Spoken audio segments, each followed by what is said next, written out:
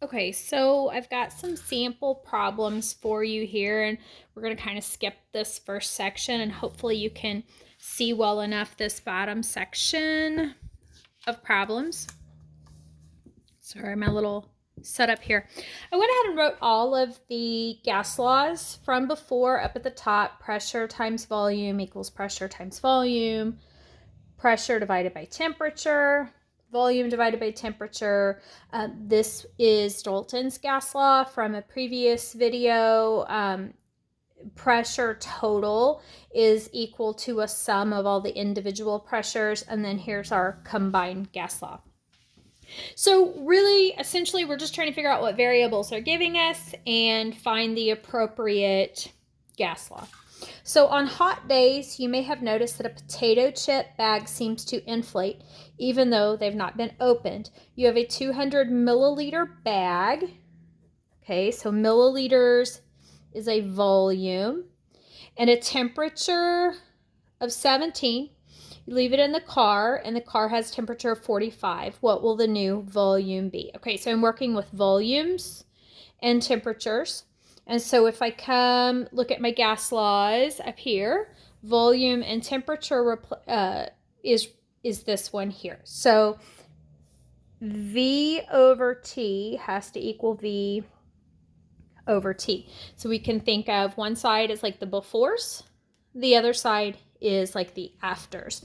So the only thing I told you about any gas law that is using temperature is that you must be in Kelvin.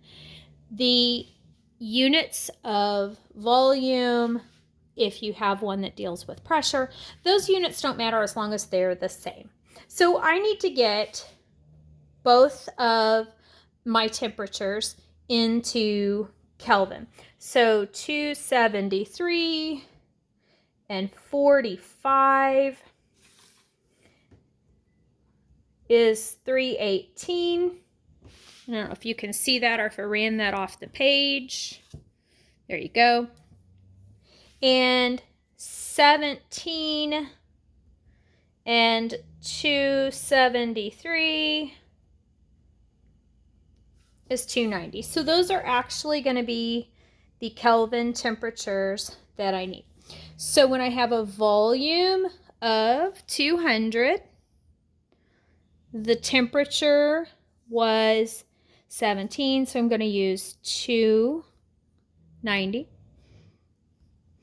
The new volume is what they want to know. And they say the temperature there is 45, which was 318. So it's a cross multiply and divide. So I'm going to have 290x is equal to 200 times 318, the other side. 2, calculator, 100 times 318.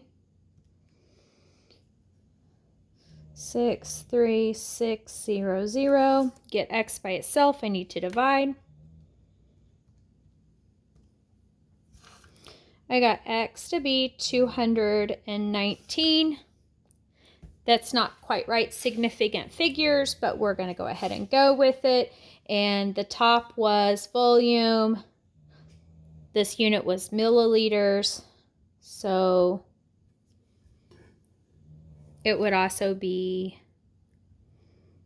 milliliters here for your answer. Sorry, it's a little weird. My new document camera / ring stand here. Okay, next problem. A soda bottle is flexible enough that the volume of the bottle can change without opening. If you have an empty soda bottle, 2 liters, at room temperature, 25, what will be the new volume if you put it in your freezer, and your freezer is -4? Okay, so again, we're dealing with volume and temperature. So we're back to the same gas law from before. I need to get these into Kelvin. So for this, 25 plus 273, that's 298. Kelvin. I'm going to mark through that so I don't mess up and use the wrong one. Over here, 273 and -4, 269. So now I have my numbers. So the 2-liter volume goes with the temperature 298.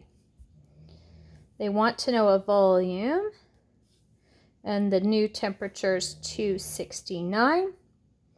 Cross multiply.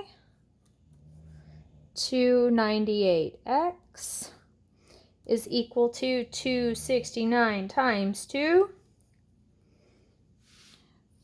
538. Solve for x, so divide by 298. 1.8. It was volume, it was in liters. So this is liters as well. Next problem. Ammonia gas occupies a volume of 150 milliliters at a pressure of 720 torr. What volume will it occupy at standard pressure? Okay, standard pressure. Standard pressure is 1 atmosphere. So I'm dealing with volume and pressure. Volume, pressure, volume, pressure. Okay, volume and pressure, that was this gas law. PV equals PV. My units for pressure don't match. So I need to get them both into the same unit. Which unit? Doesn't really matter. Make yourself happy. I did give you a list of some conversions in the first, I believe it was the first video, it may have been the second video. And I can either convert this into atmospheres or I can convert this into torr. And there are 760 torr in 1 atmosphere. Well, it would be easier for me to convert this because I know that that's a true statement. So I'm going to use torr for my pressure because I have torr for my pressure here. This is in milliliters, no temperature, don't have to worry about it. So the initial pressure and volume, 150 for pressure, 720. Whoops, got those backwards, but you know what I'm doing. And then what volume will it occupy at the second pressure? 760. Solve for x, so 150 times 720 divided by 760. I got 142. I got more decimals than that, but that's over on significant figures. This looks like it should probably be 2 significant figures. This just says standard pressure, so it's not specific as to what amount. So I would take 140 or 142. What units go on that answer? It had to match the other, so it would be milliliters.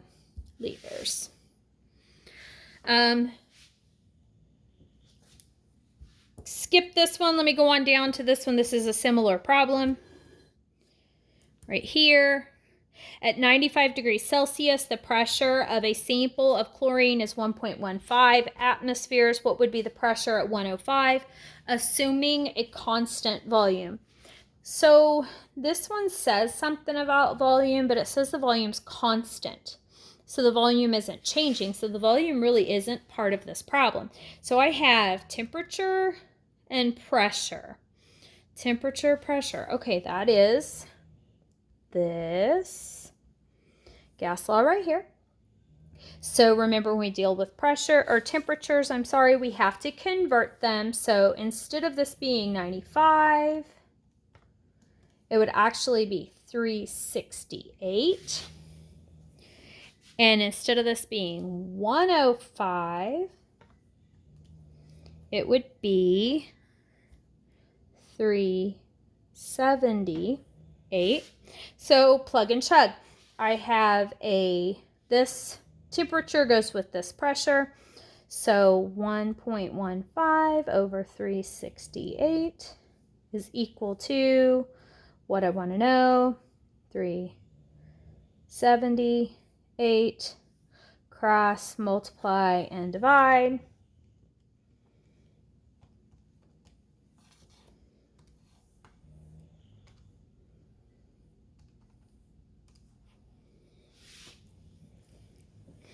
I got 1.18. Again, that's one too many significant figures, so it'd actually be 1.2. What units? Well, it would have to be the same unit here. Atmospheres. All right, so I feel like hopefully you're following along. Last little bit. Whoops.